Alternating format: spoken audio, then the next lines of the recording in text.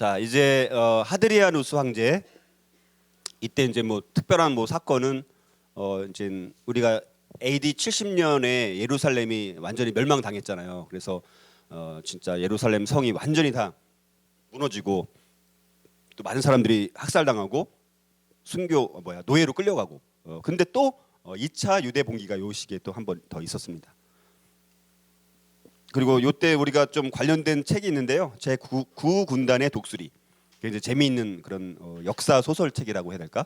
그래서 하드리아누스 황제 때 이제 일단의 그 한 군단이 이제 영국 쪽으로 이제 이렇게 정벌차 갔다가 갑자기 사라진 뭐 이런 역사 이야기를 이제 소설을 만든 책인데요. 굉장히 이거 한번 같이 읽어보시면 좋겠지만, 그러나 물론 이 안에 있는 것이 뭐 기독교 세계관으로 쓰여진 책은 아니지만 우리가 구분을 한번 해봐야 되고, 우리 하드리아누스 황제와 이제 관련이 있으니까 이런 제 구군단의 독수리라는 책이 있고요. 그다음에 이제 뭐 식스투스 1세 이제 이때부터 이제 뭐 어떤 뭐 지금 같은 뭐 교황은 아니지만 이런 감독 같은 주교 같은 그 지역의 종교 지도자로서 뭐 식스투스 1세 뭐 이런 사람이 있고, 사람은 막 넘어갈게요. 12황제 정기는 우리가 저번에 얘기했던 것처럼 수에토니우스가 로마 제국의 12황제의 그 이야기를 이제는 기록으로 남긴 거죠. 그래서 이걸 통해서 당시 황제들이 어떤 사람이었는지를 우리가 알 수가 있었고, 우리가 저번에 지지난주 커리큘럼에 유닛에서 제가 이제 카이사르와 그리스도 이야기를 통해서 황제들과 또 그리스도를 비교해서 제가 그 세계관을 한번 분석을 해드렸었고요. 그다음에 이제 폴리캅이라는 또 유명한 이제 사도 요한의 제자였던 서머나 교회의 감독. 참 이분이 굉장히 그 중요한 지도자였고, 우리가 이런 이야기가 있지 않습니까? 이게 순교당하는 그림인데 이제 자기가 이제 순교를 당할 때 너가 예수님을 부인하면 내가 살려주겠다, 우리가 로마 제국에서. 그때 이제 86세 때 노인이었던 폴리캅이 이야기했던 그 이야기가 뭡니까? 예수님은 80년 동안 나를 부인하지 않았는데 예수님을 내가 어떻게 부인할 수 있습니까? 라고 하면서 순교를 당했다는 거예요. 그러니까 예수님은 80년 자기의 생애 가운데 한 번도 자기를 부인하지 않았다는 거예요. 끝까지 자기를 책임지고 사랑해 주시고 인도해 주셨는데 내가 어떻게 예수님을 부인할 수 있느냐 라면서 순교를 당했다는 이 이야기는 우리 오늘날 많은 우리 설교에서도 인용되는 것이 바로 그 이야기입니다. 그 사람이 폴리캅이라는 분이 바로 이 시대에 살았던 인물이라는 거 우리가 아시면 좋을 것 같고요. 그다음에 이 당시 아까 말씀드렸던 많은 진리의 수호자들이 있었다는 것이죠. 거짓 이단들이 거짓 가르침이 이제 막 등장하니까 이제 자기들이 성경을 알고 또 믿고 그래서 연구를 해본 결과 그들이 가르치는 이단들이 가르치는 가르침과는 다르다라는 것을 이제 알고 있었던 이 진리의 수호자들이 가만히 있을 수가 없는 것이죠. 그래서 이들이 이제 활약을 하면서 이때 이들이 활약을 통해서 뭐가 만들어졌냐면, 뭐가 이제 좀 기여한 측면이 있냐면 정경화를 촉진시킵니다. 정경화가 뭐예요? 성경을 정경으로 만드는 과정. 그래서 신약 27권이 정경으로 만들어가는 과정 가운데 이들이 기여를 하게 된 것이죠. 왜냐하면 이제 여러 가지 뭐 그 당시에는 우리가 알고 있는 27권의 정경 말고도 뭐 외경, 위경 뭐 이런 것들이 뭐 굉장히 많이 있으니까 이게 이제 정리를 해야 되잖아요. 근데 진리의 수호자들을 통해서 그것들이 정립이 되기 시작했다라는 거예요. 그리고 뭐 신조 같은 것들, 신앙의 여러 가지 좋은 규범들 이런 것들이 이때 이 진리의 수호자들을 통해서 만들어지기도 하고, 그다음에 변론을 해야 되니까 그다음에 또 황제 핍박 앞에서 그리스도교를 이제 변론해야 되지 않습니까? 당신도 믿어야 됩니다, 황제 앞에서. 그리고 순교당한 사람들도 있지 않습니까? 이제 그러면서 뭐가 발달했을까요? 신학이 발달하기 시작하는 거예요. 이제 신학, 교리 같은 것들이 이제 등장하기 시작하게 되어지고, 또 여러 가지 이런 감독의 직무라든가 뭐 이런 것들이 이제 만들어지기도 하고, 우리가 요 진리의 수호자들을 통해서 그런 기여점들이 있고, 많은 진리의 수호자들이 이 당시에 우리가 활약했던 것을 볼 수가 있습니다. 그래서 뭐 콰드리투스라는 사람이 그리스도교를 위한 변명, 이제 변증가죠, 이 사람은. 그래서 이제 그리스도교를 위한 변명 이런 책들을 통해서 우리 그리스도교를 변증하는 책들을 이제 이때부터 많이 쓰기 시작한 것이죠. 그러면서 이제 교리와 신학 같은 것들이 이제 서서히 발달하기 시작한 겁니다. 그다음에 또 기독교 변증론자 중에서 아리스티데스, 발음하기도 어렵네요. 이런 변증론자들이 또 있었고요. 그다음에 이제 당시에 또 그리스의 수학자였던 천문학자였던 프톨레마이오스. 우리가 이제 이 당시에 뭡니까? 이 당시에는 처음으로 뭐 천동설이죠. 이제는 그 지구를 중심으로 태양이 돈다라고 생각한 거예요. 당시 그 세계관은 이 당시에 과학자들은 지구가 중심인 거예요. 태양도 주변에 있는 행성들에 불과한 거예요.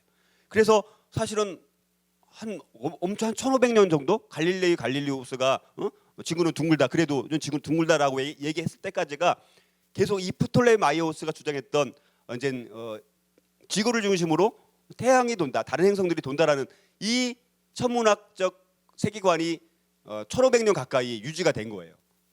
그러니까 이것이 나중에 이제 바뀌게 되어지죠. 근데 그 결정적인 역할을 했던 사람이 프톨레마이오스라는 사람. 그러나 나름대로 자기도 과학적인 근거에 기초해서 그런 이론을 만들어낸 거죠. 그런데 나중에 이제 그걸 더 나은 과학적인 걸 가지고 이제 뒤집어 엎게 되어지죠.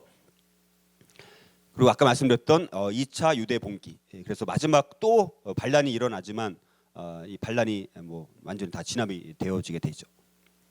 그다음에 이제 또 사상적인 공격, 아까 말씀드렸던 이단들이 많이 등장하기 시작합니다. 그래서 이제 발렌티누스 같은 이집트의 종교 철학자 같은 사람이 이제 또 이단적인 또 교회를 향한 공격을 이제 하기 시작하고요.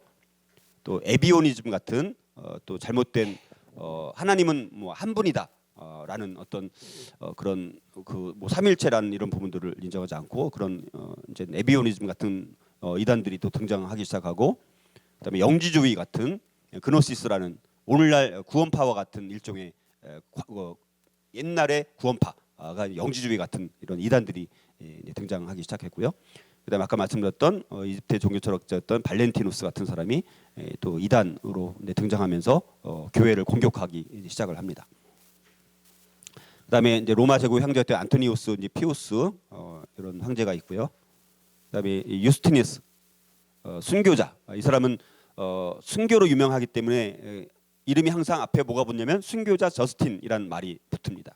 이 사람은 이제 굉장히 철학자였습니다. 굉장히 아리스토텔레스든 뭐 플라톤이든 이런 걸 연구를 많이 하다가 어느 날 이제 누군가 어떤 한 경건한 이제 노인 그리스도인을 만나게 됩니다. 근데 그 그리스도인 경건한 노인이 이 그 저스틴에게 이제 하나님에 대해서 이제 증거를 이제 하는데 철학자였던 저스틴이 그 노인의 경건한 그 복음의 그 이야기를 듣고 거기서 이제 감동을 받게 됩니다. 감동을 받게 돼서 이제 하나님을 믿고 예수를 믿고 이제는 오히려 기독교를 옹호하는 자가 되어져서 나중에 순교를 당하기까지, 그러니까 굉장한 철학자였음에도 불구하고 그 한 노인의 경건한 복음 이 증거를 통해서 하나님을 믿게 되면서, 그러니까 우리의 삶이 참 한 사람을 엄청나게 위대한 사람을 만들어낼 수 있는 도구가 될 수 있다는 거예요. 그 이름 없는 한 노인, 경건한 노인을 통해서 저스틴이 하나님을 믿으면서 아주 위대한 순교자가 되기까지 만들었던 결정적인 그 만남이 없었더라면 순교자 저스틴이라는 사람은 나올 수가 없었겠죠. 그래서 이 사람이 이제 죽는 순간 이렇게 이야기해요. 순교를 당하면서 아주 굉장히 놀라운 멋진 말씀을 이야기를 합니다. 뭐라고 얘기하냐면 로마 황제를 향해서 저스틴이 얘기하는 게 뭡니까? 기독교인은 좋은 시민이다. 기독교인들은 로마 제국을 반역하는 사람들이 아니라 오히려 좋은 시민이다라고 얘기를 하고, 유대인들을 향해서 뭐라고 이야기를 했냐면 기독교는 유대교의 완성이다. 유대교의 완성이 기독교 아닙니까? 정말 신약을 통해서 유대교가 완성이 된 거거든요. 근데 유대인들은 그 반쪽짜리잖아. 어떤 면에서는 구약에 있는 것만 믿으니까, 예수를 믿지 않으니까. 근데 유대인들을 향해서 기독교는 유대교의 완성이다. 이런 이야기를 한 거예요. 그리고 이방인들을 향해서는 기독교는 최고의 철학이다. 최고의 철학이라는 거예요. 당신 자신도 엄청난 철학자였는데 이 성경을 알고 성경을 연구해보고 하나님을 믿고 나니까 어떤 철학보다도 이거는 비교가 안 되는 철학이라는 거예요. 그러니까 기독교는 최고의 철학이다. 굉장히 유명한 이야기를 남긴 거예요. 순교당하면서. 그러니까 이 저스틴이라는 사람이 참 대단한 사람이라는 것을 우리가 이제 이걸 통해서 참 굉장한 짧은 메시지 안에 그 안에 다 답을 제시해주는 아주 훌륭한 그런 답변을 하고 순교를 당하는 모습들을 우리에게 보여줬던 사람이 순교자 저스틴. 그다음에 이제 타티아노스, 이제 디아테사론이라는 사복음을 처음으로 대조해서 이제 성경을 이제 만든 사람이 이제 타티아노스라는 사람이에요. 우리가 마태복음, 마가복음, 누가복음, 요한복음 네 복음서가 다 복잡하잖아요, 그렇죠? 그거를 이제 이 사람이 보니까 똑같은 데도 있고 다른 데도 있는 거예요.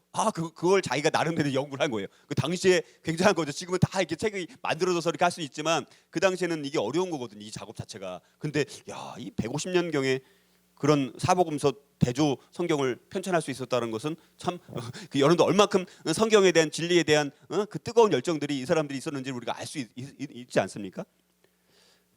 그다음에 또 이단 중에 하나가 이제 몬타누스주의. 그래서 성령의 역사를 굉장히 강조는 하지만 그러나 너무 또 지나친 면이 또 있어서 여러 가지 또 문제가 되었던 이제 몬타누스주의.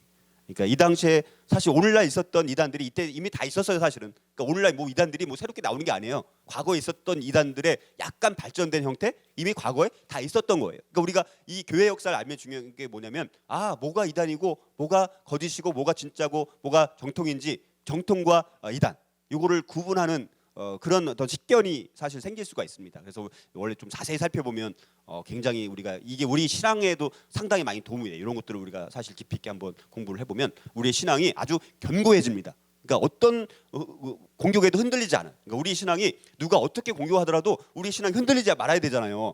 아니면 내 삶 가운데서 때로는 이해되지 않는 일들을 부딪혔을 때 우리 신앙이 흔들리잖아요. 또 누가 또 했을 때 신앙이 흔들리는데 이런 것들이 우리가 탄탄하게 세워져 있으면 내 상황이 아무리 힘들고 어려워도 내 신앙이 흔들리지 않는 거야. 견고하게 딱 세워지는 거예요. 그래서 우리가 이런 것들을 알아가야 되는 이유가 바로 그런 부분이라고 볼 수가 있어요. 그다음에 이제 마르쿠스 아우렐리우스 아까 말씀드렸던 황제이면서도 스토아 철학의 대가라고 할 수 있는 사람이 이제 명상록의 저자 마르쿠스 아우렐리우스예요. 자, 근데 이 사람도 이제 기독교를 또 핍박을 해서 저스틴 마터 아까 순교자 저스틴 이 사람이 이 마르쿠스 아우렐리우스에 의해서 순교를 당합니다. 자, 그래서 한번 이거를 이 명상록과 성경의 세계관을 한번 우리가 어떻게 구별해야 되느냐. 아까 말씀드렸다시피 명상록은 내용이 굉장히 좋아요.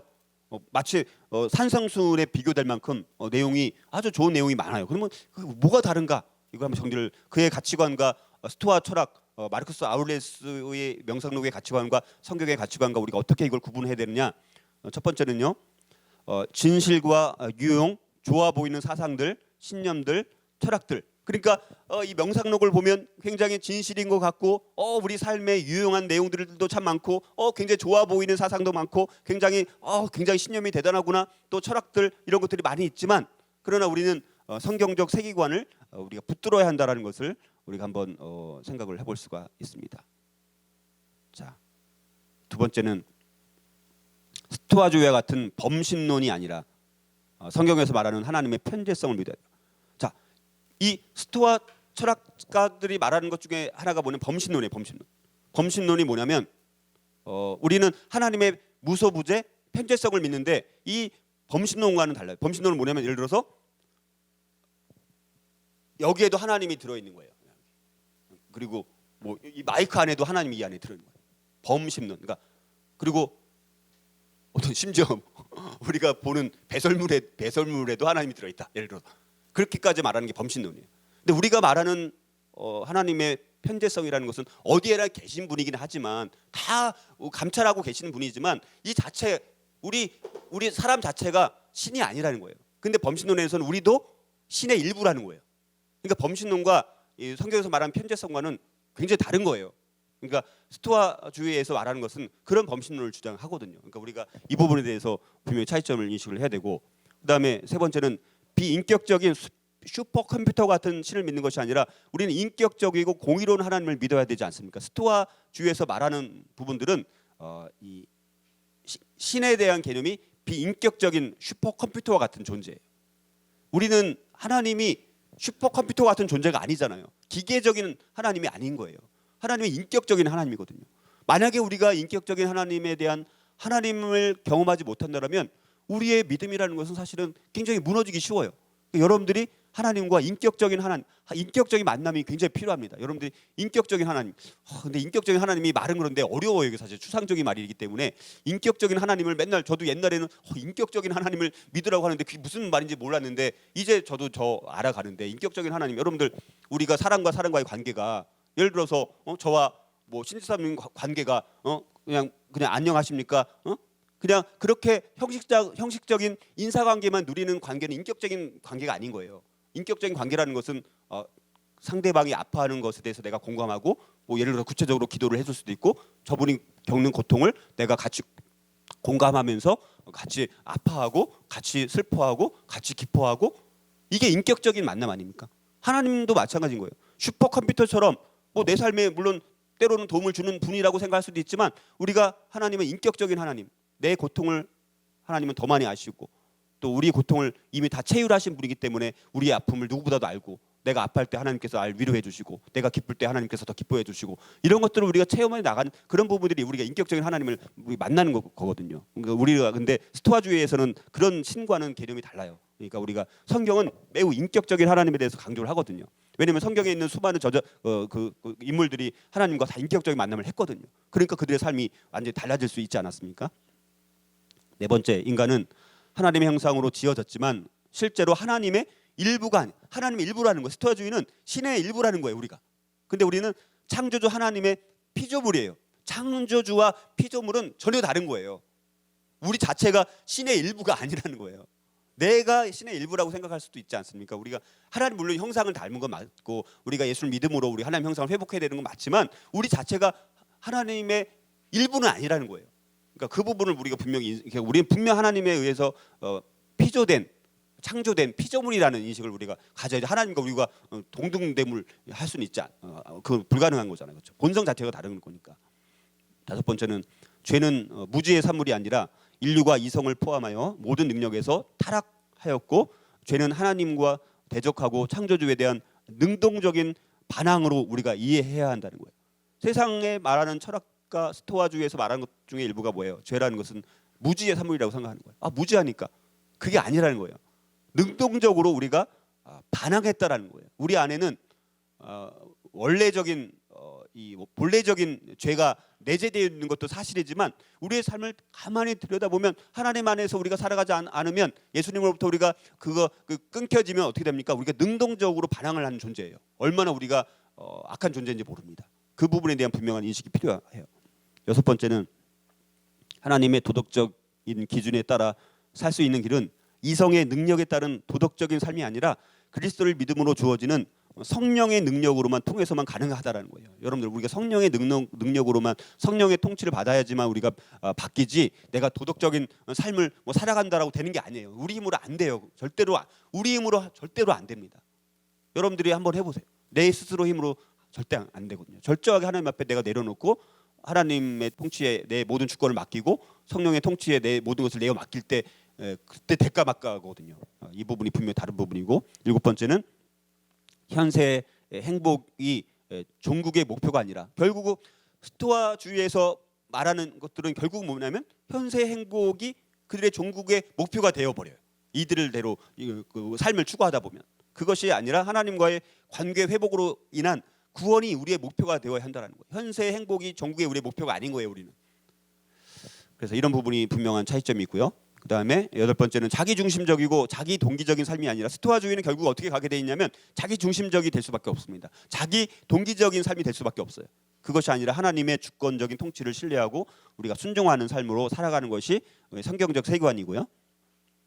자, 이런 8가지로 한번 정리를 해볼 수가 있습니다. 그래서 우리가 이 명상록, 세상에서 말하는 명상록과 같은 많은 책들이 좋은 책들이 참 많이 있죠. 하지만 그 은밀히 들여다보면 그 안에 은밀히 들여다보면 아까 여기서 말씀드렸던 이런 앞부분의 이야기들이 그 안에서 사실은 주장하고 있는 거예요. 그럴듯한 것 같지만 우리가 이제 다르다라는 거 분명히 우리 기독교의 가치관은 세상의 가치관과 충돌할 수밖에 없다라는 것을 우리가 이것을 통해서 확인할 수가 있고요.